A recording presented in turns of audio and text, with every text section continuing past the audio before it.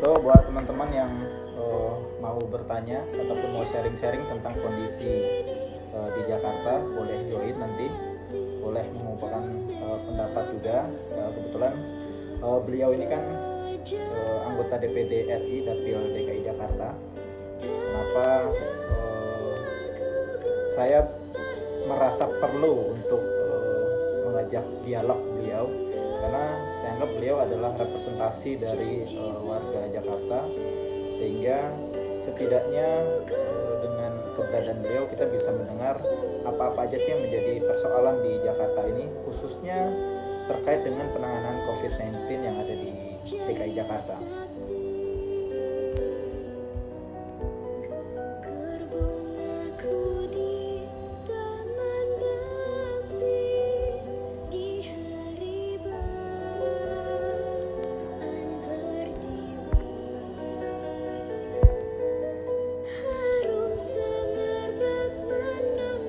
Sama-sama kita tahu COVID-19 ini sudah menyerang Indonesia setidaknya sejak bulan Februari, dan sampai dengan hari ini pergerakan kasusnya terus bertambah. Dan yang membuat kita miris juga adalah sebagian saudara-saudara kita yang berprofesi sebagai tenaga kesehatan, baik itu dokter, perawat, sudah banyak yang gugur karena menangani penyakit penyebaran ataupun kasus penyebaran wabah COVID-19 ini. Semoga aja wabah ini cepat berlalu sehingga kita semua bisa menjalani aktivitas sebagaimana biasanya, dan mudah-mudahan dengan adanya kasus COVID-19 ini, masing-masing kita semua bisa introspeksi diri, bagaimana setiap musibah itu kita bisa mengambil hikmah.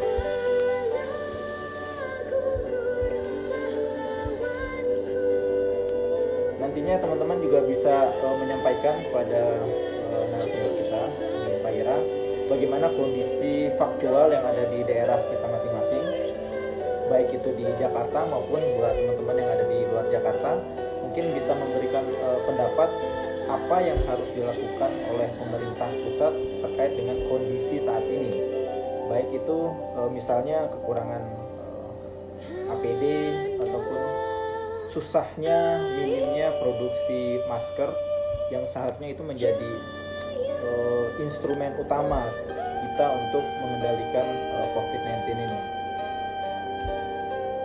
Bisa juga teman-teman memberikan masukan ataupun kritik terkait dengan fasilitas rumah sakit yang ada di daerah teman-teman, ataupun masukan-masukan lain yang sejatinya yang bersifat konstruktif untuk supaya kasus COVID-19 ini bisa cepat usai.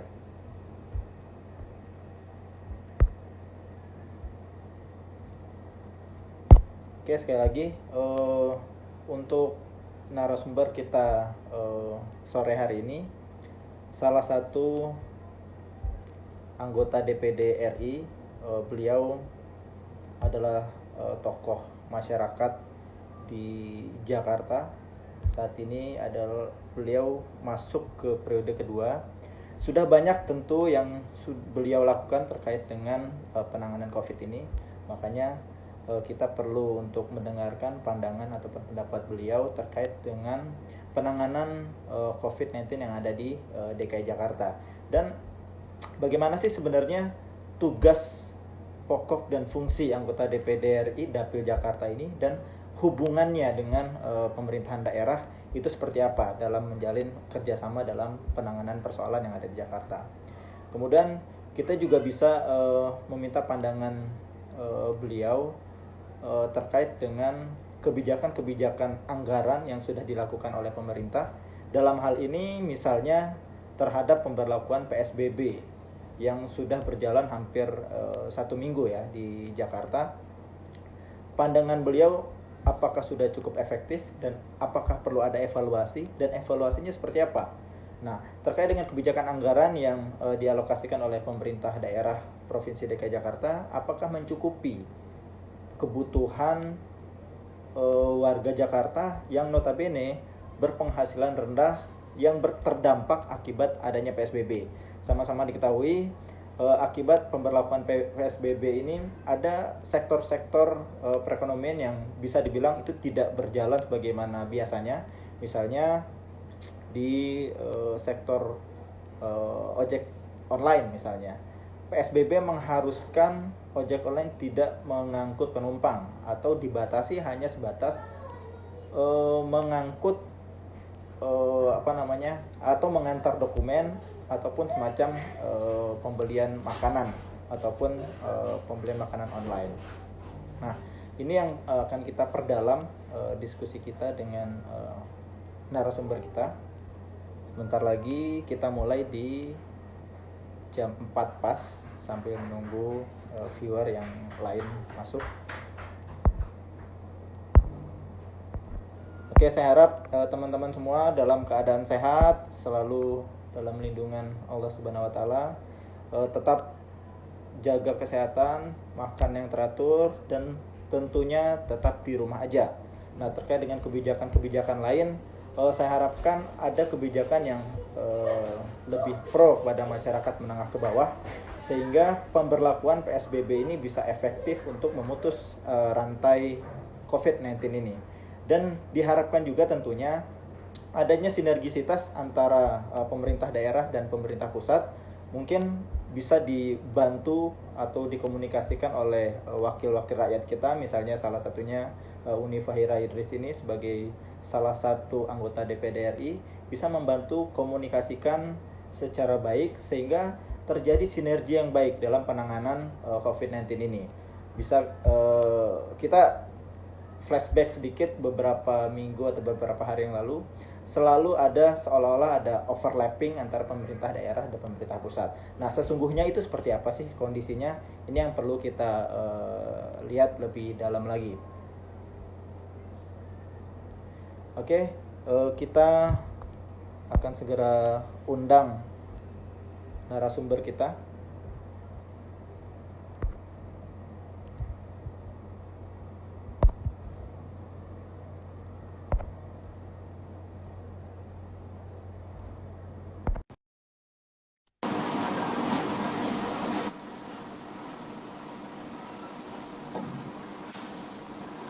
Halo, assalamualaikum warahmatullahi wabarakatuh. Waalaikumsalam warahmatullahi wabarakatuh. Terima kasih Bang MC. Selamat sore Uni, terima kasih di tengah-tengah kesibukannya bersedia untuk berdialog nih Uni. Siap.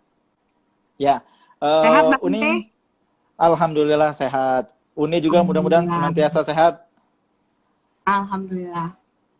Ya, Uni, ini persoalan COVID-19 ini sudah menjadi persoalan yang cukup memprihatinkan bagi kita anak bangsa, Uni. Kita sama-sama tahu kasus COVID-19 ini bukan hanya menyerang Indonesia, tapi juga sudah menyerang ke lintas negara, dan di Eropa pun tidak luput juga dari serangan COVID ini. Dan Indonesia juga menjadi salah satu negara yang terjangkit. Belakangan beberapa hari ini Kedubes Amerika misalnya sudah mengeluarkan semacam travel warning agar warganya tidak diperbolehkan masuk dan menyegerakan warganya untuk keluar dari Indonesia sesegera mungkin. Nah, mungkin terkait dengan hal itu, Uni, kita fokus membicarakan di sektor DKI Jakarta saja. Karena yang saya tahu Uni juga kan merupakan anggota DPD RI Dapil DKI Jakarta. Jadi setidaknya Uni sudah melakukan mapping di setiap dapilnya Uni dan berkomunikasi dengan konstituen Uni, berkomunikasi dengan rakyat Jakarta. Bagaimana sih sebenarnya persoalan COVID-19 ini dan apa yang sudah dilakukan oleh pemerintah daerah dan pemerintah pusat. Dan kami juga meminta pandangan Uni sebenarnya sejauh mana sih peran dari anggota DPD RI ketika mensinergikan Mhm. ini dengan pemerintah daerah dan pemerintah pusat? Ya, Monggo nih. ya, siap. Bismillahirrahmanirrahim. Assalamualaikum warahmatullahi wabarakatuh. Terima kasih Bang MT dan juga teman-teman yang hari ini bisa gabung. Ya. Sebagai salah satu petugas saya sebagai anggota DPD RI ini memang dari awal mendorong agar pemerintah pusat itu mendengarkan aspirasi Pemprov DKI Jakarta untuk menyetujui keinginan Pemprov DKI Jakarta. Kan awalnya kan inginnya karantina wilayah, tapi alhamdulillah akhirnya disetujui PSBB. Ini kita harus syukuri ya.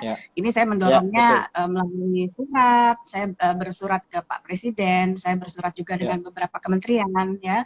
Artinya memang karena memang dari awal saya selalu mendukung Pak Anies, jadi apapun program-program yang baik yang mendapat kendala, saya selalu insya Allah paling depan memperjuangkan aspirasi Pemprov dan juga aspirasi warga DKI Jakarta. Walaupun dengan segala macam resikonya. Mungkin Mbak MT ingat ya, waktu awal-awal Corona masih belum dianggap masuk Indonesia, saya berniat ingin memberikan sekedar warning kepada kepala daerah mengenai bahwa sudah ada orang terdampak. Tetapi kan saat itu karena kampanyenya tidak boleh ada Corona yang ada di Indonesia, kan akhirnya saya dilaporkan oleh seseorang kepada polisi. Dan itu salah satu resiko saya sebagai senator yang cukup vokal, senator yang cukup keras terhadap sesuatu hal yang saya anggap benar, tetapi ya itu resikonya memang resiko perjuangan gitu kan.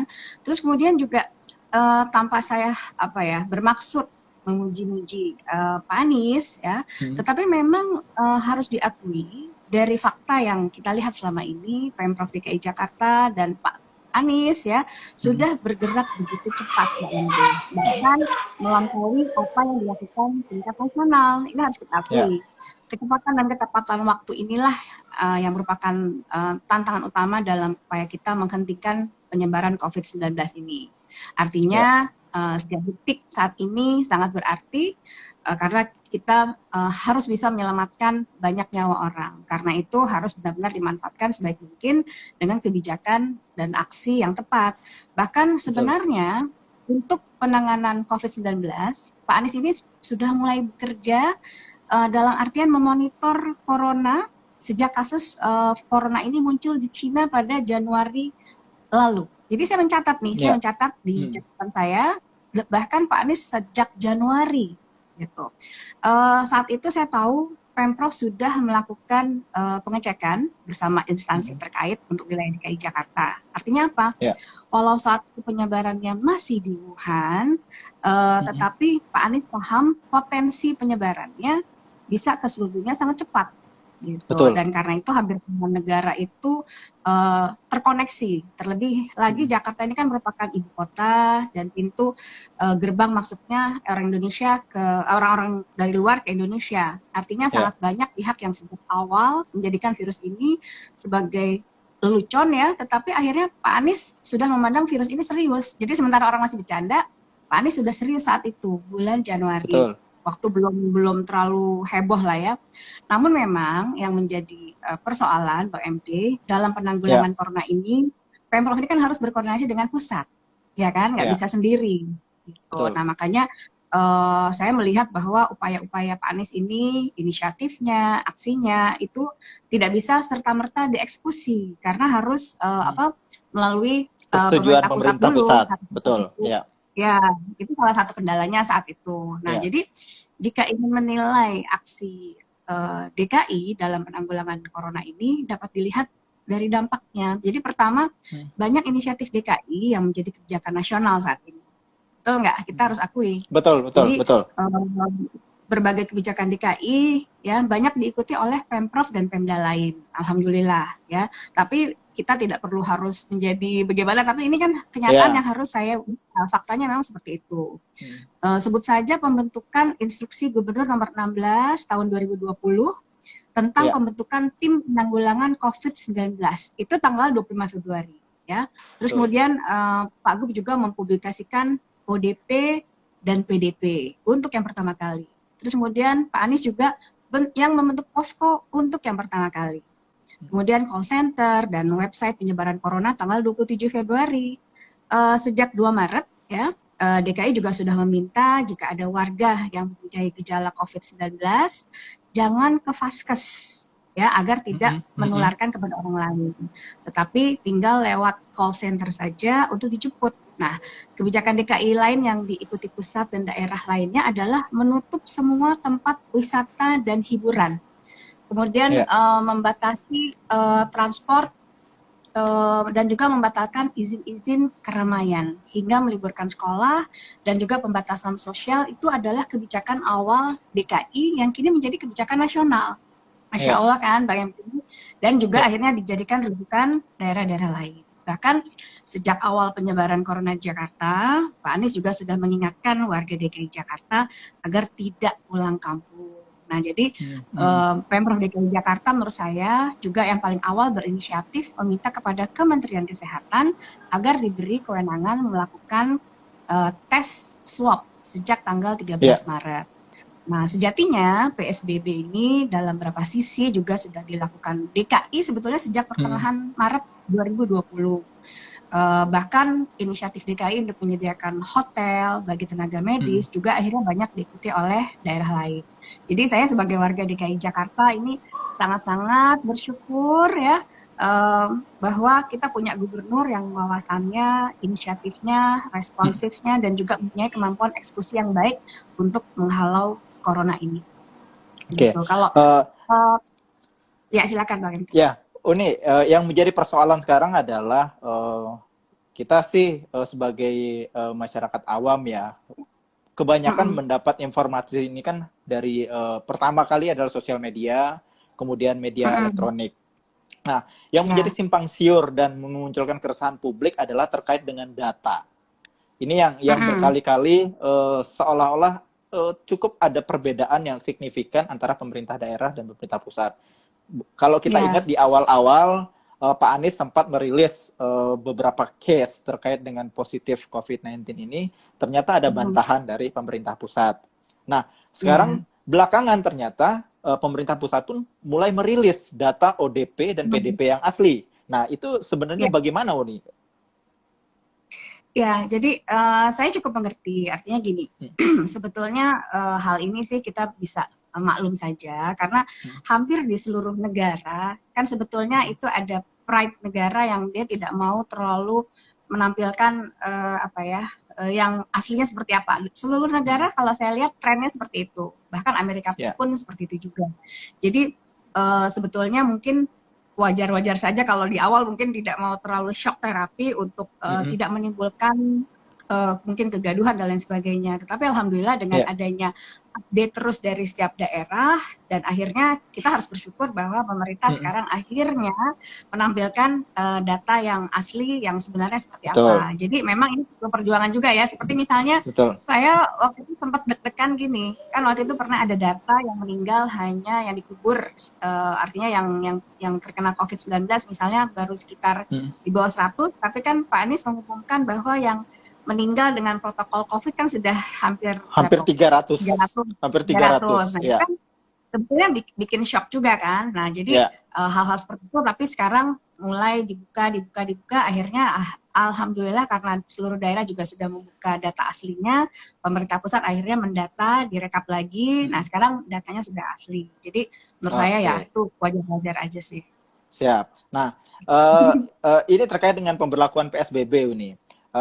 Di publik ini kan banyak yang mengomentari terkait dengan bantuan sosial dari pemerintah daerah.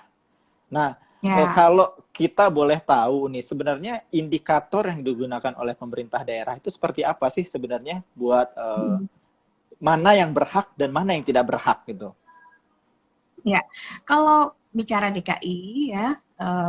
Kan sudah diberitahu oleh Pak Anies ya bahwa yang berhak mendapatkan ya tentu saja warga yang berKTP DKI Jakarta. Tapi alhamdulillah ada tambahan lagi kan bahwa bagi perantau yang juga tinggal di DKI Jakarta asalkan bisa memberikan surat domisili ya dari RT setempat itu juga akan dapat bantuan. Jadi kalau saya lihat sih Pemprov DKI ini punya concern yang sangat tinggi ya dalam hal penyediaan anggaran, artinya APBD semaksimal mungkin akan dialokasikan untuk penanganan corona ini. Contohnya, kalau saya lihat saat rapat melalui telekonferensi hari Kamis tanggal 2 April, Gubernur kepada Wapres juga kan telah menyatakan bahwa DKI ini sudah mengalokasikan dana sebesar 3 triliun untuk mengatasi wabah ini. Tetapi memang artinya gini, dulu kan sempat ada pengumuman ya, artinya akan diberikan bansos itu tanggal sekian dan sekian. Tetapi memang dalam pelaksanaannya kita mesti mengerti bahwa ternyata kan tidak semudah itu untuk mendistribusikan bantuan untuk 1,2 juta KK. Nah akhirnya apa? Kadang-kadang dari jadwal yang sudah dijadwalkan oleh Pemprov ini kan ada delay atau ada pergeseran waktu. Nah ini saya mohon kesabaran dari warga DKI Jakarta ya, karena kita harus maklum lah. Kan soalnya kan kemarin saya juga hampir sedih juga melihat ada oknum-oknum yang kemudian mempolitisir bantuan Pak Anies ya, dibilang katanya wah kok cuma segini dan lain sebagainya. Saya minta tolong jangan seperti itulah. Kita harus banyak bersyukur ya. Jakarta ini jauh lebih baik dibandingkan pemprov-pemprov lainnya dalam pengadaan bansos ya. Jangan menjadikan perbedaan politik itu terus kemudian dijadikan caci maki untuk Pak Anies ya, karena Pak Anies bagaimanapun harus kita kita apresiasi lah apa yang telah dilakukan. Tergantung sekarang kita ini warganya mau proaktif atau tidak. Jadi kadang-kadang gini, banyak yang WA ke saya, dia bilang, oh nih kok saya belum dapat. Terus saya bilang, apakah sudah ke Pak RT? Belum katanya. Jadi kamu maksudnya gimana? Iya, mereka pikir itu barang itu datang ke depan pagar seperti kalau contoh zaman dulu misalnya Sinterklas ya, kalau lucu-lucuan misalnya ada di depan rumah, ya nggak bisa gitu juga. Jadi artinya apa? Kalau misalnya kita merasa bahwa kita yang termasuk dalam daftar yang penerima, kita harus proaktif, harus tanya ke Pak RT-nya ya, Pak RT atau Bu RT, ke RW-nya dan bahkan ke kelurahan. Nah, kalau kita belum dapat juga di tahap yang pertama, jangan panik. Karena masih ada tahap kedua. Tahap kedua, itu nanti ada form yang harus diisi. Formnya ini kan sudah viral ya, sudah ada formnya, itu diisi juga. Selalu koordinasi dengan RT, RW, dan lurah. Makanya kalau saya menghimbau kepada banyak masyarakat, kita sebagai warga DKI, jangan ansos, jangan tidak mau berhubungan dengan tetangga, bahkan RT aja kadang-kadang nggak kenal, dengan RW nggak kenal, dengan lurah nggak kenal. Nah sekarang lagi begini ini justru kita kelihatan sekali kalau orang-orang yang sudah punya hubungan yang baik dengan RT, RW, lurah, dia tahu mekanismenya ya, dan dia tahu caranya bagaimana mendapatkan bansos. Oke, kalau kita mau perdalam nih, kalau untuk warga Jakarta kan indikatornya jelas melalui KTP ya. Nah, kalau dari yang Uni sampaikan tadi, dari perantau, itu bagaimana mereka caranya tahu kalau mereka itu memiliki hak untuk memperoleh itu, dan mereka harus menghubungi siapa? Ya, nah untuk perantau, kan perantau ini kan tinggal di satu daerah, ya. Nah, di satu daerah itu dia harus mendapatkan surat dari RT, surat keterangan bahwa dia berdomisili di wilayah itu cukup. Oke, itu buat viewer yang jadi perantau, ini ada arahan dari Uni. Jadi kalau memang merasa berhak, bisa dikomunikasikan ke Pak RT dan RW setempat ya. Ya. Oke. Selanjutnya Uni, ini terkait dengan ini kan Uni ini kan bukan hanya sebagai pejabat publik atau anggota DPD RI ya. Kita juga tahu Uni juga sebagai tokoh masyarakat. Kalau kita boleh tahu nih, terkait dengan COVID-19 ini kan kita kalau hanya mengandalkan pemerintah daerah, kayaknya pemerintah pusat pun kewalahan ya terkait dengan bantuan-bantuan yang bisa diperoleh oleh warga masyarakat. Nah, kalau kita mau bertanya ke Uni Fahira, Uni Fahira sudah ngapain aja nih sebagai anggota DPD RI ketika harus berhadapan dengan COVID-19 yang ada di Jakarta ini? Ya, jadi saat waktu awal-awal ya kejadian, saya berpikir Bang MT bahwa yang pasti akan dirasakan oleh masyarakat itu kan masalah ekonomi. Karena begitu banyak orang yang harus bekerja di rumah, begitu banyak orang yang harus sementara tidak bekerja dulu, ya, terutama yang pekerja harian. Mungkin kalau bagi teman-teman yang bekerja bulanan dan mendapatkan gaji bulanan, tidak semenderita teman-teman kita yang pekerja harian. Nah, oleh karena itu saya memang alhamdulillah dari awal saya bilang bahwa saya akan mendonasikan gaji saya ya selama COVID-19 ini sampai dinyatakan selesai. Kan kita belum tahu nih sampai kapan. Nah, ini saya donasikan gaji saya, dan juga selain itu dengan uang saya sendiri, saya dari awal di rumah saja itu saya memproduksi sendiri karena berhubung tidak bisa memproduksi dengan banyak orang, jadi saya minta bantuan anak-anak saya ya membuat paket-paket. Ini saya ada paketnya nih Bang MT. Ini paket-paket seperti ini ya. Itu per hari itu saya produksi 500 paket Bang MT. Ini isinya ada hand sanitizer-nya. Ya. Ada hand sanitizer-nya, ini saya bagikan. Ya, kadang-kadang orang pergi-pergi kan susah cari sabun. Betul. Kita siapkan ini, walaupun yang terbaik, walaupun sudah pakai hand sanitizer adalah tetap cuci tangan dengan air dan sabun. Itu yang terbaik. Yeah. Terus kemudian juga awalnya dulu saya membagikan masker yang sekali pakai Bang MT. Tapi kan karena semakin sulit, akhirnya saya ikut anjurannya Pak Anies, saya sekarang membagikannya masker kain. Nah, terus kemudian juga saya memberikan sarung tangan seperti ini ya. Kadang-kadang kita kalau ragu dengan kita mau ada kegiatan di luar, saya juga memberikan sarung tangan. Saya rata-rata memproduksi per hari itu 500. Itu saya sebarkan karena saya di lockdown sama suami nih, nggak boleh kemana-mana. Saya minta bantuan teman-teman saya, kebetulan saya ada Ormas Bang Japar untuk membantu saya distribusikan juga kepada masyarakat di DKI Jakarta.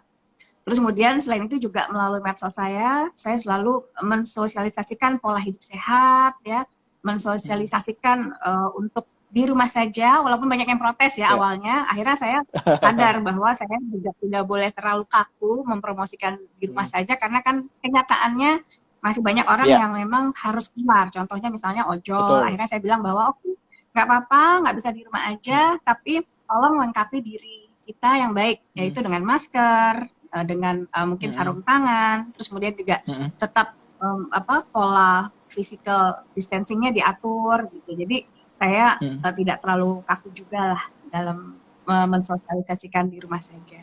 Itu Bang Enti. Oke. Ini ada hal yang menjadi tragis juga ini terkait dengan saudara-saudara kita yang berprofesi sebagai tenaga medis. Sama-sama kita tahu kan sudah beberapa dokter COVID-19 ini. Nah, kemudian oleh Pak Gubernur, teman-teman yang berprofesi dengan hotel, dengan transportasi antar jemput menggunakan bis sekolah. Tapi kemudian ada selentingan yang menganggap bahwa kebijakan Pak Gubernur ini terlalu berlebihan. Nah, menurut Uni itu seperti apa?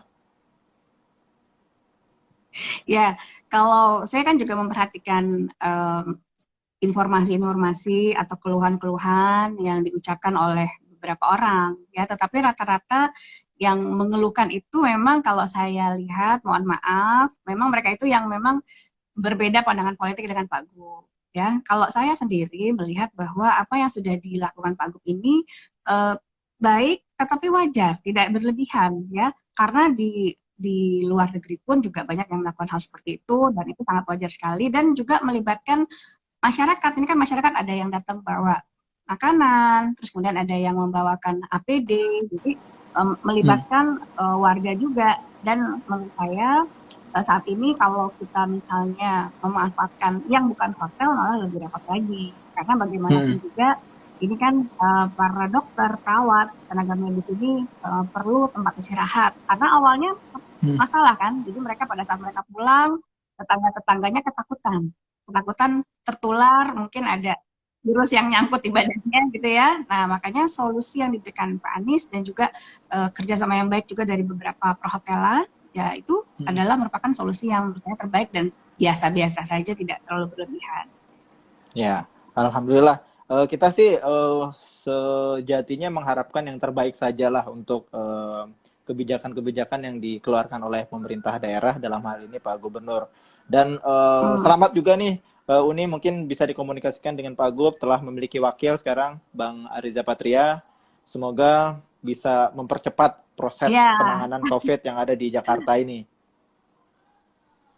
ya, alhamdulillah saya senang sekali ya. Dari dulu Hmm. saya selalu berharap Pak Gup ini segera punya wakil. Karena kasihan Hmm. sekali kalau saya lihat ritme beliau bekerja tanpa Wagub ini, waduh itu kalau kalau vitaminnya kurang, kalau istrinya Hmm. Pak Gup kurang-kurang memberikan asupan makanan yang baik, mungkin bisa jatuh sakit. Jadi kita Hmm. harus mensyukuri mudah-mudahan dengan adanya Wagub ini yang bisa menyeimbangkan dan membantu Pak Gup ini bisa lebih baik.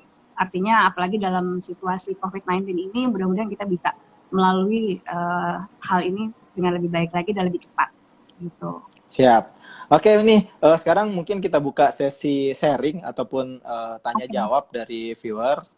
Oke, buat Ya. viewers yang mau bertanya ataupun mau sharing pendapat terkait dengan kondisi faktual yang ada di daerah rekan-rekan semua, apa yang perlu disampaikan atau apa sih yang harus dievaluasi terkait dengan kebijakan-kebijakan yang dilakukan oleh pemerintah kepada warga Jakarta.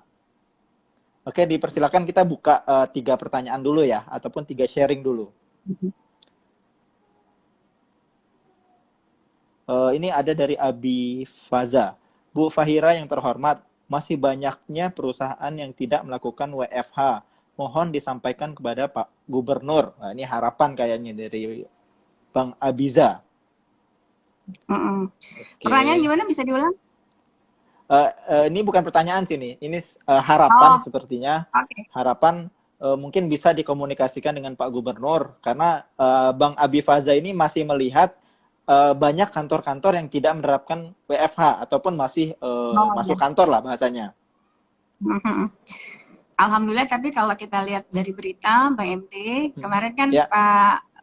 Pak Gup dan juga artinya dari Satpol PP sudah mulai merazia ya, dengan dirazianya itu tapi belum mendapatkan sanksi sih kalau saya lihat ya kemarin-kemarin, tapi kalau sekarang mungkin sudah dapat sanksi. Jadi memang kalau himbauan tanpa adanya apa ya pengawasan ya, mungkin orang jadi lalai, jadi masih tetap berani untuk buka. Tapi dengan adanya penyiaran bahwa sekarang sudah mulai dirazia, dan juga kemarin salah satu restoran tuh restoran yang saya senang juga, sering makan di situ, itu sudah kena denda 100 juta. Jadi saya menghimbau pada teman-teman, jadi kita ikuti program PSBB dari Pemprov DKI Jakarta, dan kepada yang punya usaha, ini kan sebetulnya sekarang mungkin kita semua sedang dalam keadaan rugi semua ya, walaupun bukan semua. Betul. Ada beberapa usaha yang juga masih untung. Jangan sampai udah rugi, nanti kita kena denda 100 juta, aduh, tambah rugi lagi. Oh, betul. Ini ada dari Bang Danis Ismanto, Dear Ibu Bunda Uni, data para penerima bantuan, apakah datanya dari kelurahan, RW, dan RT atau langsung terdata oleh Pemprov? Mohon pencerahannya. Ya, terima kasih Mas Dani.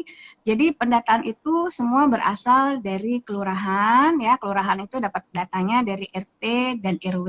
Jadi berdasarkan data dari desa Wisma yang terakhir ya. Jadi tetap jangan panik, jangan terprovokasi bila misalnya masih ada warga yang belum mendapatkan, segera saja berkoordinasi. Karena pada saat kita berkoordinasi, terus kemudian juga nanti ada pengecekan ya dari pihak RT RW apakah benar gitu kan. Jangan sampai misalnya hanya ngaku-ngaku ya, itu semua pasti terdata. Tapi saya salut sekali Mbak MT, ada di kemarin saya lihat di berita ya, di daerah Sumatera Barat ya, ada satu kampung dia menyerahkan bantuan ke seorang nenek-nenek ya. Saya lihat yang dibawa itu 1 karung beras, terus kemudian ada garam juga. Terus kata nenek itu, tolong Dek, saya ambil berasnya saja, tolong ini, saya ambil garamnya saja, tolong berasnya saya di rumah masih ada, tolong kamu berikan ya ke tetangga saya yang sebelah sana, itu suaminya sudah nggak bekerja, anak-anaknya ada 5, tolong kasih kepada yang lebih membutuhkan. Nah, harusnya saya berharap juga nih warga DKI Jakarta, yang sekiranya kalau misalnya di rumahnya nih masih ada yang bisa dimakan, masih cukup, jangan juga kita memanfaatkan situasi ini. Justru kalau misalnya rasanya ada yang lebih membutuhkan, bagusnya kita justru memberitahu bahwa, kayaknya di sana Pak ini kayaknya yang lebih membutuhkan dari saya.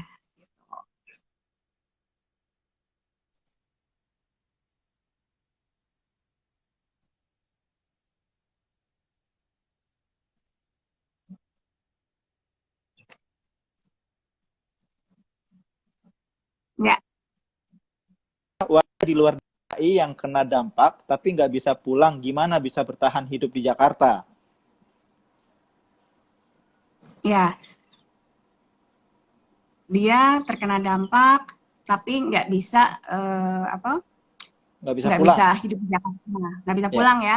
Kan memang ya. sekarang kan himbauan ini kan kalau bisa jangan mudik, kalau bisa ya, kalau bisa jangan mudik. Tetapi memang karena dulu PSBB kita nih sebetulnya agak terlambat karena baru Hmm. disetujui, banyak orang sudah pulang kampung, Mbak MT, ya kan? Ya, Mereka ya. dipikir daripada di sini nggak bisa bekerja, mereka ambil keputusan untuk segera pulang kampung. Nah, tapi memang yang sulitnya adalah sekarang karena sudah PSBB dan sudah lebih ketat, memang disarankan untuk tidak pulang kampung. Nah, oleh karena itu, kalau Hmm. menurut saya segera saja berkoordinasi dengan RT RW, pasti untuk orang-orang dari luar daerah yang memang terkena dampak pasti akan mendapatkan bantuan dari Pemprov DKI Jakarta.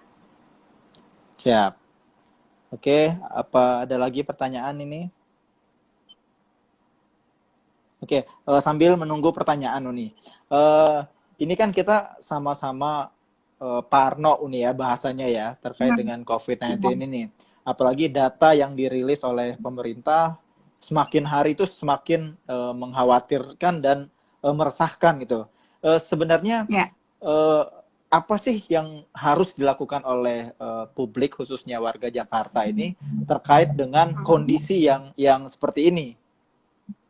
Ya, jadi ini pertanyaan yang sangat bagus sekali ya. Jadi kalau saya berkomunikasi dengan beberapa orang dokter ya, saat ini sebetulnya cara menghadapi COVID-19 artinya kita harus punya mental yang kuat. Karena apa? Kadang-kadang kalau mentalnya tidak kuat ya, terus kemudian kalau kita orangnya lebih suka panik ya, terus kemudian akhirnya lanjutannya ke depresi ya, ini yang malah menyebabkan imunitas seseorang itu turun. Jadi saran dari beberapa banyak dokter ke saya akhir-akhir ini, kita disarankan nggak usah terlalu larut dalam melihat data statistik berapa orang yang meninggal atau berapa korban COVID-19. Saya contohnya, kalau Bang MT tanya ke saya yang terdampak berapa, yang meninggal berapa, saya jawab saya nggak tahu. Karena saya berusaha untuk tidak tahu dulu. Karena kalaupun tahu kan tinggal Google ya. Tapi saya tidak Betul, mau betul. dari hari ke hari membuat diri saya depresi melihat laporan-laporan itu. Karena apa? Kita harus yakin, kita punya agama ya, kita harus yakin bahwa insya Allah melindungi kita. Asalkan apa? Asalkan kita ikhtiar. Betul nggak Mbak MT? Ya, Ikhtiarnya betul, betul apa? nih. Ikhtiarnya mengikuti saran-saran yang sudah banyak disiarkan oleh Pemprov ya. Misalnya nih, jangan di rumah. Nah, kalau di rumah tapi pakai masker. Kan sekarang ini banyak orang naik motor tapi nggak pakai masker gitu kan. Betul. Akhirnya disuruh pick up. Terus kemudian juga jaga kesehatan. Terus kemudian juga cuci tangan ya, membersihkan tangan, terus menjaga kondisi tubuh. Jadi kalau dan tentu saja kita berdoa. Jadi menurut saya panduan COVID-19 yang paling sederhana untuk kita ikutin yaitu, jadi kita menjaga kebersihan diri kita, menjaga kesehatan diri kita, menjaga mental kita juga supaya kita lebih jangan terlalu depresi mengikuti berita-berita. Kalau ada berita-berita yang agak serem-serem dikit, kalau memang tidak kuat, di skip. Kan kita di WA grup kan suka sering terima laporan.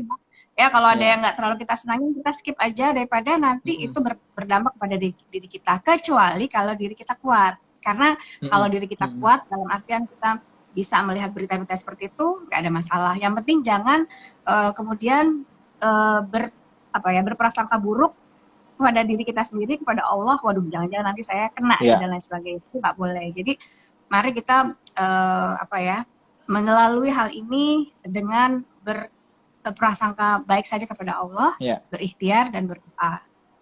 Ya, berarti perlu untuk mensugesti diri ini ya.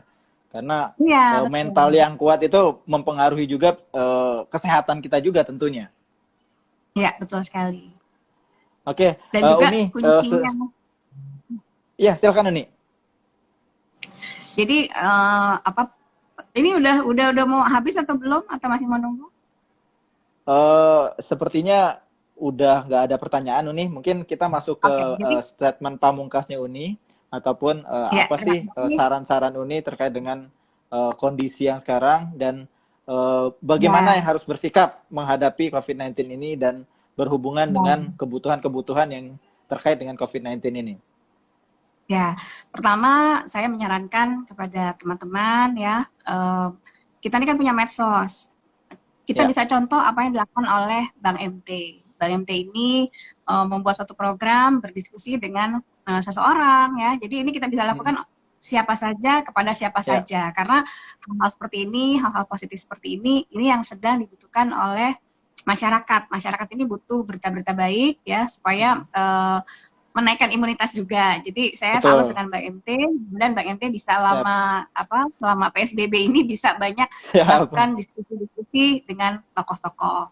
Dan kuncinya memang untuk PSBB di DKI Jakarta ini pertama disiplin, kedua disiplin, ketiga disiplin. Jadi memang hanya Betul. disiplin aja nih Mbak MT.